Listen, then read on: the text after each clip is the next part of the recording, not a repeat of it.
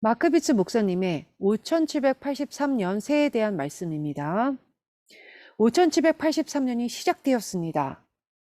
다시 말해서 창세 이후로 아담으로부터 5783년의 시간이 흘렀다는 것이지요. 제가 오늘 나눌 내용은 제가 지난주에 감동을 받은 건데요. 새로 시작하는 이번 해에 대한 영적인 중요성에 대한 것입니다. 스크린에 보게 되시면요. 이제 성전이 있는데요. 동쪽을 향해 있습니다. 성전 북쪽에는 불을 떼는 방, 물을 저장하는 방, 땔감을 저장하는 방 등등 그 아래층에 방들이 있는데요. 제가 주목하고 싶은 것은 위층에 있는 다듬은 돌이 있는 방입니다. 이스라엘 국가는 신정 국가예요.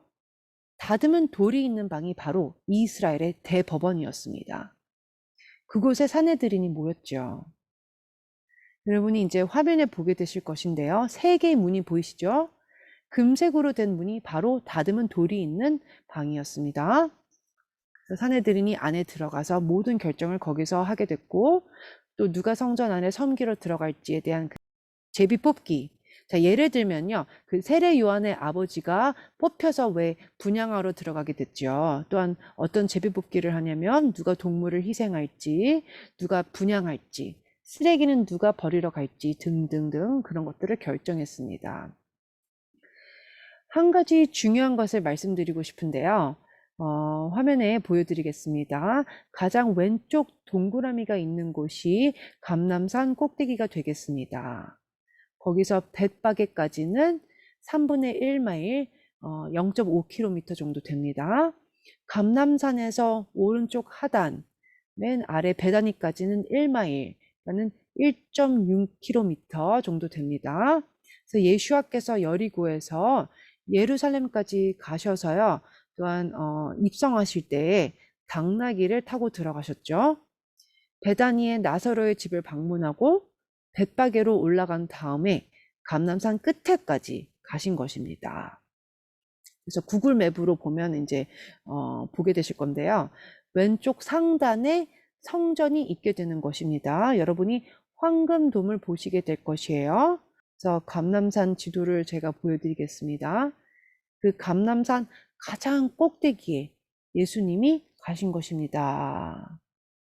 누가복음 13장 6절에서 8절 보겠습니다.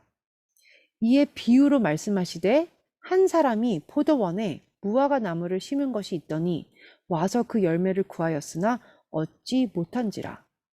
포도원 지기에게 이르되 내가 3년을 와서 이 무화과 나무에서 열매를 구하되 얻지 못하니 찍어버리라. 어찌 땅만 버리게 하겠느냐. 대답하여 이르되 주인이여 금년에도 그대로 두소서. 내가 두릅하고 거름을 줄이니. 제가 인터넷에서 자료를 찾았는데요. 왜 무화과 나무가 열매를 맺지 못하는지에 대한 자료를 찾게 되었습니다. 무화과 나무가 열매를 맺지 못하는 가장 큰 이유 중 하나는 나무가 물이 부족하고 영양소가 부족해서 스트레스를 받기 때문입니다. 물은 하나님의 말씀을 뜻해요. 영양소도 말씀으로부터 얻게 되지요. 그런데 인터넷에 나온 이 열매를 맺지 못한 무화과 나무는요, 물이 부족한 상태였던 것입니다. 그래서 어떤 해결책이 있는지 한번 들어보세요. 제가 읽어드릴게요. 적어도 일주일에 3번 무화과 나무에 물을 줍니다. 오래되고 잘 썩은 유기농 거름을 줘야 합니다. 우리한테도 똑같이 적용해야 하는 것입니다. 자, 여러분, 혹시 벳바게의 뜻을 알고 계세요? 벳바게의 베트는 집을 말하는 것입니다. 참고로 베다니, 벳단이라고 하는데요. 대추 야자의 집이라는 뜻입니다. 벳바게는 익지 않은 무화과 열매의 집이라는 뜻입니다. 그냥 무화과 열매의 집이 아니에요. 익지 않은 무화과 열매의 집이에요.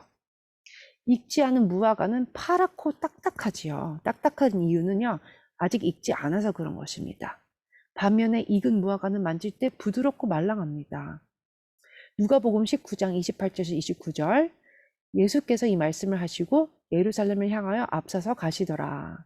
감람원이라 불리는 산 쪽에 있는 벳바게와 베다니에 가까이 가셨을 때 제자 중 둘을 보내시며 당나귀를 구하러 가라고 둘을 보내신 것입니다. 이제 놀라운 것을 알려드립니다. 벳바게는 제사장의 도시였습니다. 보통 도시와 같지 않았습니다. 올리브산, 그 감람산 꼭대기 동쪽 경사면에 있는 벳바게는 예루살렘 성벽 바깥쪽에 있었고 성벽으로 둘러싸인 마을이었지만 대사내들이는 여전히 그 도시를 공식적인 도시로 강구했습니다. 이 도시는 예루살렘의 게이트에 위치했기 때문에 대사내들이는 이곳을 그들의 두 번째 장소로 간주했어요. 이곳은 붉은 암소를 태워 재로 만드는 미프카드 제단의 약간 동쪽에 위치했습니다. 정말 중요한 사실이에요. 감람산에서 지성소를 바라볼 수 있는 이곳에서 이들은 붉은 암소를 잡게 됩니다. 벳바게는 이곳으로부터 바로 언덕 뒤에 위치해 있어요. 권위를 가진 대사내들이니 성전산 옆에 모이는 이 두 번째 장소에 법원이 있습니다. 그리고 성전산에서는 초승달이 뜨는 월삭 때 불을 밝히고 또한 다른 언덕들에 있는 그곳들도요, 불을 밝혔습니다. 왜 벳바게가 익지 않은 무화과 열매의 집이라고 불리웠냐면요. 아담과 이브가 따먹은 열매가 무화과 나무예요. 자, 근데 우리가 어떻게 알 수 있을까요? 왜냐하면 그들은 나중에 무화과 나무 잎으로 그들을 가렸기 때문이에요. 무화과 이파리는 사과 잎보다 훨씬 크죠? 그 당시 벳바게는 그들의 그 죄로부터 자유함을 확신하고 싶어서 무화과의 유혹을 받지 않기를 원했습니다.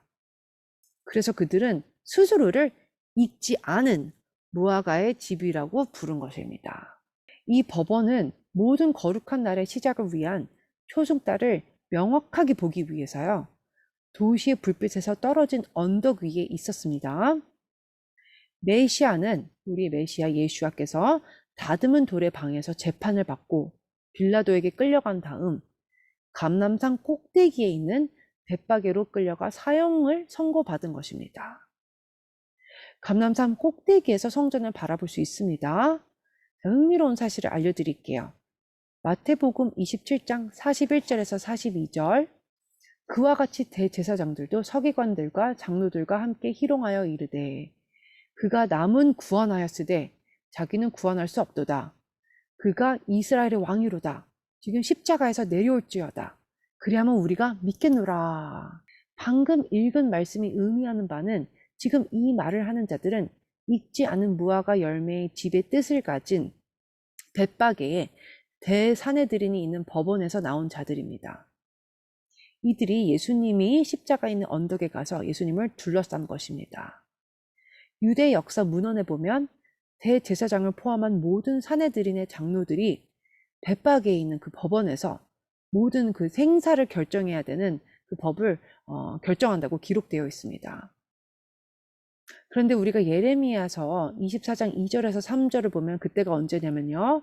하나님께서 10,000명의 유대인들을 바벨론의 그 느부갓네살로부터 포로로 잡혀간 바로 그 직후에 예레미야에게 환상을 보여주신 그때인데요.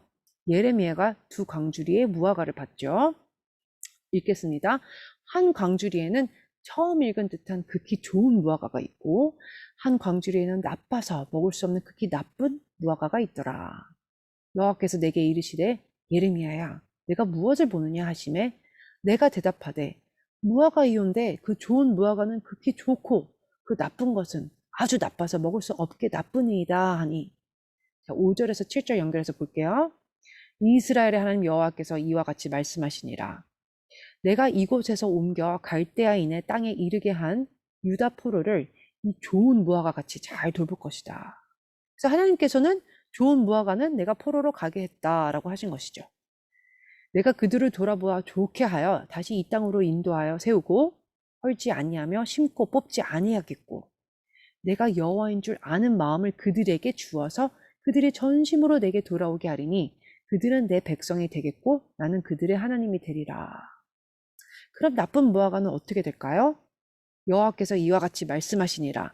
내가 유다의 왕 시드기야와 그 고관들과 예루살렘의 남은 자로서 이 땅에 남아있는 자와 애굽 땅에 사는 자들을 나빠서 먹을 수 없는 이 나쁜 무화과 같이 버리되 세상 모든 나라 가운데에 흩어서 그들에게 환난을 당하게 할 것이며 또 그들에게 내가 쫓아보낼 모든 곳에서 부끄러움을 당하게 하며 말거리가 되게 하며 조롱과 저주를 받게 할 것이며 내가 칼과 기근과 전염병을 그들 가운데 보내 그들이 내가 그들과 그들의 조상들에게 준 땅에서 멸절하기까지 이르게 하리라. 한 가지 놀라운 것은요. 이제 5783년이 됐는데요. 익지 않는 나쁜 무화과의 숫자 값은 뭔지 아세요? 83이 됩니다. 이번 해는 익지 않는 무화과의 해가 되겠고 좋은 무화과와 나쁜 무화과가 갈리는 해가 되겠습니다. 페이라는 글자의 숫자 값은 80이고요. 기멜의 숫자 값은 3이에요. 우리는 무화과의 해인 83년도에 들어가고 있습니다. 제가 믿기로는 하나님께서 좋은 무화과와 나쁜 무화과를 가르시는 해가 될 것이라 믿습니다. 아까 말씀드렸듯이 사내들인의 법정은 붉은 암송아지를 태워서 제단에 드리는 그곳에 가까이 있다고 했었죠. 유대인의 전통에 따르면요. 100% 붉은 암송아지를 갖는 것은 매우 희박하다고 합니다. 그리고 이것은 바로 메시아가 오는 임박한 사인이라고 합니다. 이들이 이렇게 말하고 있어요. 유대법에 따르면 오직 붉은 송아지의 제만으로 죽은 자와 접촉한 자를 정결케 할 수 있다고 합니다. 그래서 오늘날의 모든 유대인들은 부정결한 상태에 있는 것이지요. 그러나 정결케 된 자만이 성전에서 섬기고 성소에서 제사를 드릴 수 있습니다. 붉은 소가 그 요구사항을 충족하기 위한 기준이 너무 엄격해서요. 2000년 동안 이 동물에 대한 문서화된 사례조차 없었습니다. 색깔은 갈색 계열의 붉은색이어야 합니다. 하나 이상의 하얀색이나 검은 털도 있으면 안 됩니다. 어떤 흠도 있으면 안 됩니다. 태어나고 나서 한 번도 일해서도 안 돼요. 5명의 랍비들이 심사를 해서 5마리의 붉은 송아지들을 마침내 이스라엘에 가지고 왔습니다.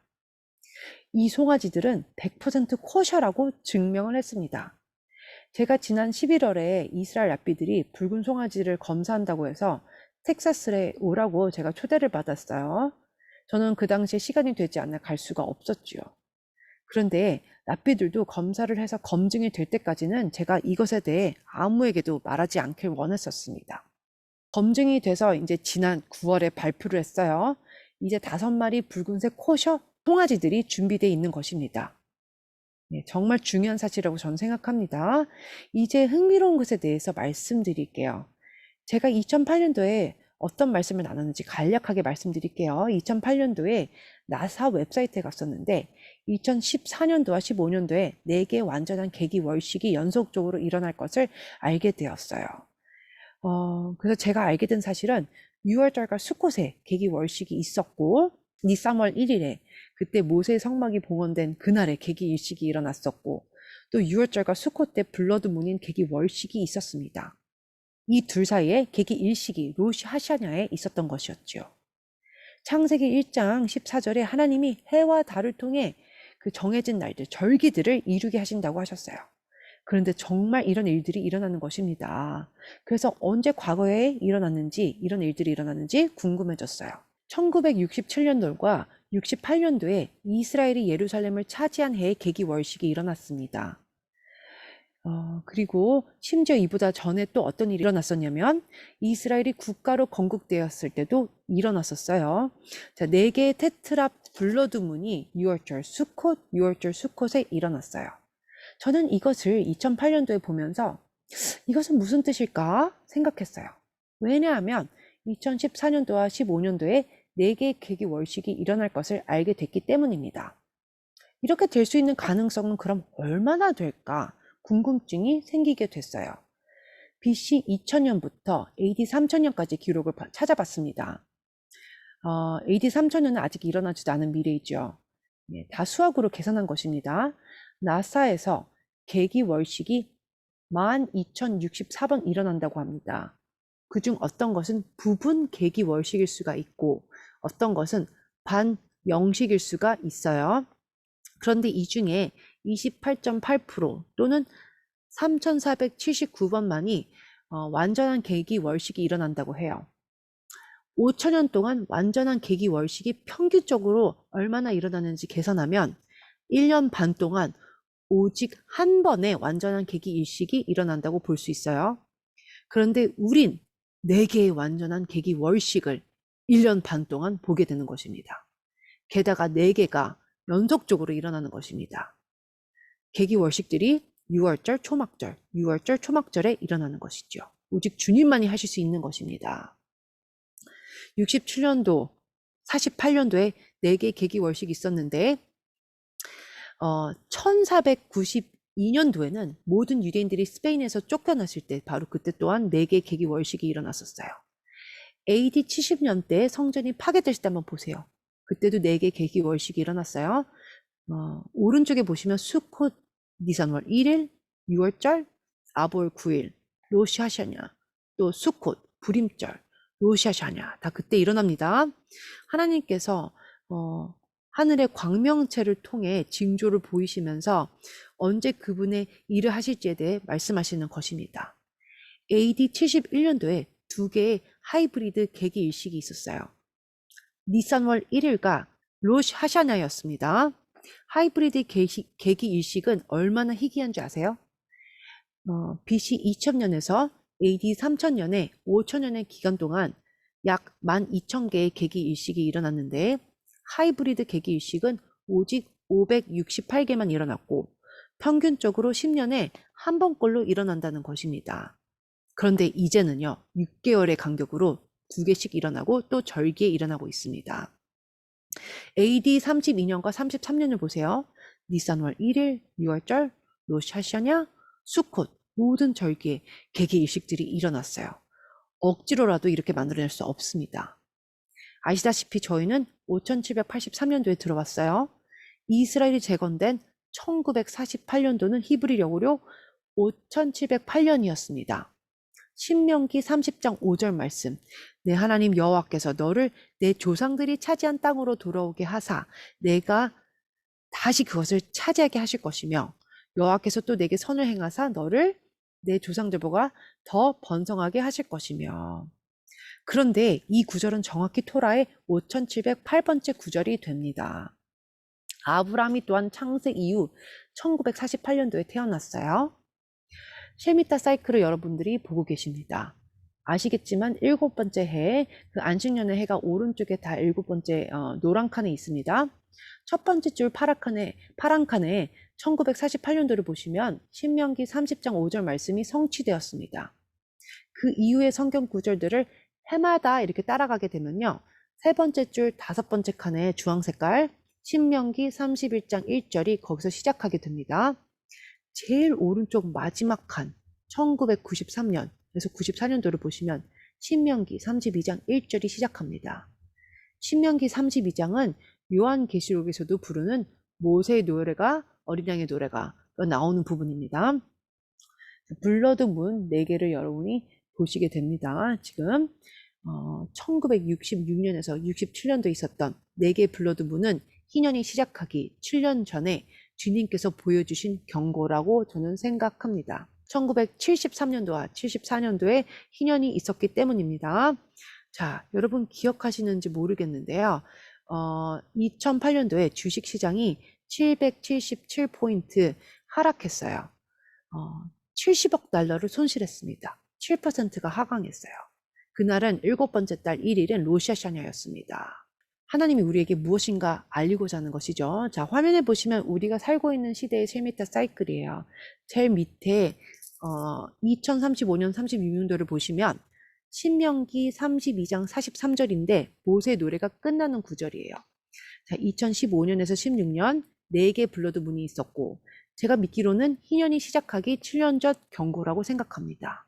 그리고 올해 희년이 시작하죠.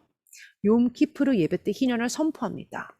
우리가 살고 있는 해가 지금 희년인 5783년도예요.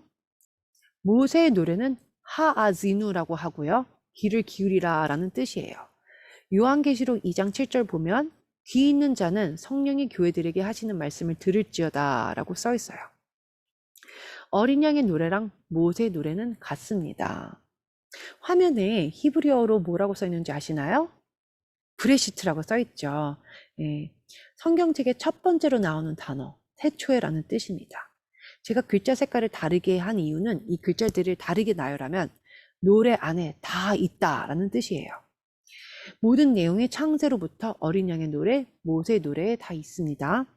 요한계시록 15장 3절에 이긴 자들이 하나님의 종 모세의 노래, 어린 양의 노래를 부릅니다. 셰미타 사이클로 다시 돌아가서 저희는 5783년도에 지금 들어가고 있고 신명기 32장 30절의 구절에 있는데요. 제가 주목하고 싶은 것은 앞으로 셰미타 사이클의 중간에 일어나는 계기 일식, 월식입니다. 지금 말씀을 보시면 괴가 떠날 때에는 모세가 말하되 여호와여 일어나사 주의 대적들을 흩으시고 주를 미워하는 자가 주 앞에서 도망하게 하소서 하였고 괴가 쉴 때에는 말하되 여호와여 이스라엘 종족들에게로 돌아오소서 하였더라. 이 말씀은 다른 구절이랑 다르게 성경에서 분리되어 있습니다. 이 구절은 두 마리의 거꾸로 된 히브리 문자 눈이라는 글자로 에어싸여 있으며 그 눈은 물고기란 뜻이에요. 영어 번역에서는 볼 수 없고 히브리 번역에서만 볼 수 있는데요. 태초부터 하나님께서는 이 구절을 죽은 두 마리의 물고기로 분리시켜 놨습니다. 자, 그럼 이게 무슨 뜻일까요? 첫 번째 밑줄 친 곳은 여호와여 일어나사 이곳인데 이것은 부활을 의미합니다. 그리고 두 번째 밑줄 친 곳 여호와여 돌아오소서 이것은 주님의 재림을 뜻하고 죽은 자들의 부활을 또한 의미합니다. 이 구절은 민수기 10장에 있고 샤봇 이후에 이스라엘 지파들이 광야에서의 여정을 떠나게 되고 주님의 군대로서 행진하며 나아가는 것을 의미합니다. 순서대로 행진하며 나아갈 때 바로 이 부활의 말씀을 선포하는 것입니다. 성막을 둘러싼 12지파들이 있죠. 각 지파마다 연결되는 달이 있어요. 종교력으로 니산월이 첫 번째 달이고요. 광야에서 진행할 때 유다 지파가 가장 먼저 나아갔습니다. 이스라엘은 동쪽, 남쪽, 서쪽, 북쪽 순으로 진행했습니다. 화면에 보시면 동쪽에 니산월을 상징하는 유타 지파가 먼저 나아갔다고 했습니다. 종교력을 따르면 니산월이 첫 달이 되고요. 민간력으로 따르면 티슈리월이 첫 달이 됩니다. 라헬이랑 레아는 자녀 문제 때문에 싸웠습니다. 그래서 선하신 주님은 한 명은 종교력의 첫 번째 달을 차지하게 했고 다른 한 명은 민간력의 첫 달을 차지하게 하셨어요. 동쪽 지파들 중 유다 지파가 먼저 진행하죠. 그리고 서쪽 지파들 중 에프라임 지파가 먼저 나아갑니다. 남쪽 지파의 마지막으로 진행하는 지파는 갓 지파이고 그것은 바로 엘루벨의 지파가 됩니다. 자, 북쪽 지파 중에 가장 마지막으로 진행하는 지파는 납달리 지파예요. 지금 PPT에 동그라미가 잘못됐어요. 가장 마지막에 납달리 지파가 동그라미 쳐줘야 됩니다. 동쪽과 남쪽 지파들은 다 레아의 자녀들이에요. 서쪽은 라헬의 자녀들, 실바는 레아의 여종, 또한 빌하는 라의 여종이지요. 바톤이 유다에서 갓으로 갓 지파로 넘어가게 되고 그 다음에 에브라임 지파로 넘기고 납달리 지파까지 가게 됩니다. 이렇게 여정을 하게 된 것이에요. 하나님께서 바로 두 막대기를 하나로 연결하십니다. 미국에서 2017년도에 서쪽으로부터 동쪽까지 계기일식이 있었습니다. 2024년 4월 8일에 또 다른 계기일식이 남쪽과 북쪽으로 지나가게 됩니다. 계기 일식이 교차하는 것은 정말 보기 드문 현상입니다. 2024년도에 교차하게 될 것인데요. 이날은 니산월 1일에 일어나게 됩니다. 이 날은 광야에서 성막을 복원했고요. 하늘에서 불이 내려온 날이며 나답과 아비후가 불에 타서 죽게 된 날입니다. 게다가 출애굽기 12장 1절에서 2절에 하나님이 모세에게 이 달을 너희에게 첫 달이 되게 하고 라고 하셨고요. 출애굽기 40장 1절에 하나님의 영광이 임했습니다. 이때가 3일의 어둠의 재앙이 애굽에 내렸을 때랑도 같은 날입니다.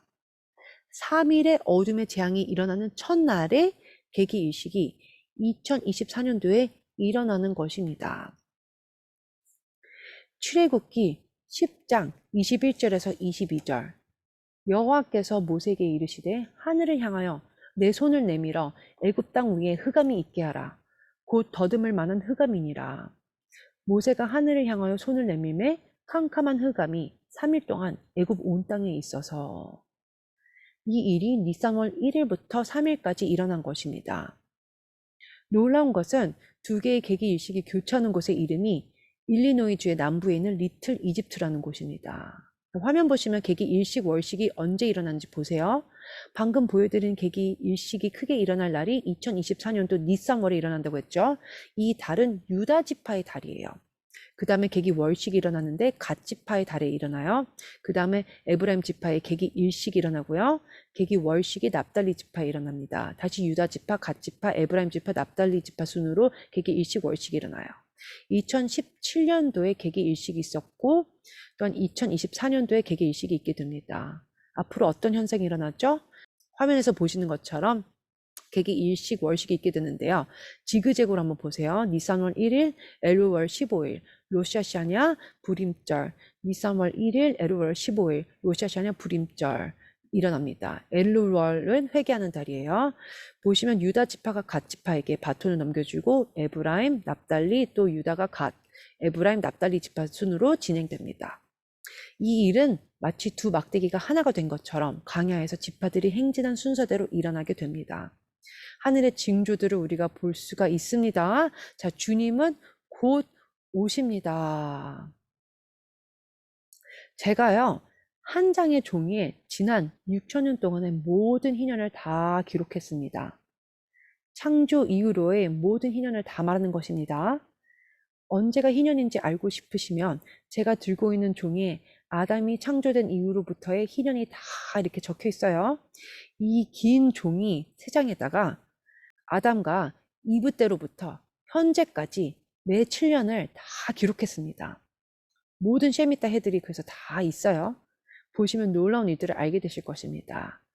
1776년과 1777년을 보게 되시면 이 해는 쉐미타 해이고 그 다음 해는 희년이 됩니다. 이스라엘이 영국의 치압으로부터 자유케 된 해가 됩니다. 그리고 또 놀라운 것은 예수아께서 77번째 희년에 태어나셨다라는 것입니다. 예수아께서 해당에서 일어나서 토라를 읽고 자유를 선포한 해가 바로 쉐미타 해가 되고요. 541번째 쉐미타 해가 되게 됩니다. 게마트리아로 541이란 숫자는 이스라엘을 뜻합니다. 예수아는 이스라엘을 위해 오셨지요. 우리는 현재 118번째 희년을 기념하고 있고 119번째 희년의 시작에 들어갔습니다. 그래서 아브람으로부터 77번째 희년이 되는 것이고 또한 출애굽때로부터는 70번째 희년이 되는 것이죠. 성전 파기 이후로는 50번째 희년이 됩니다. 우리는 흥미로운 시간 가운데 살고 있어요. 누가복음 3장 23절을 보겠습니다. 예수께서 가르치심을 시작하실 때에 30세쯤 되니라. 우리가 예수아께서 30세가 되는 해를 쉐미타 해랑 연결시키면 예수아가 어떤 해에 태어났는지를 정확히 또한 알 수가 있어요. 제가 만든 종이에 다 있습니다. 마지막으로 누가복음 4장 19절 말씀 보겠습니다. 주의 은혜의 해를 전파하게 하려 하심이라 하였더라. 아멘.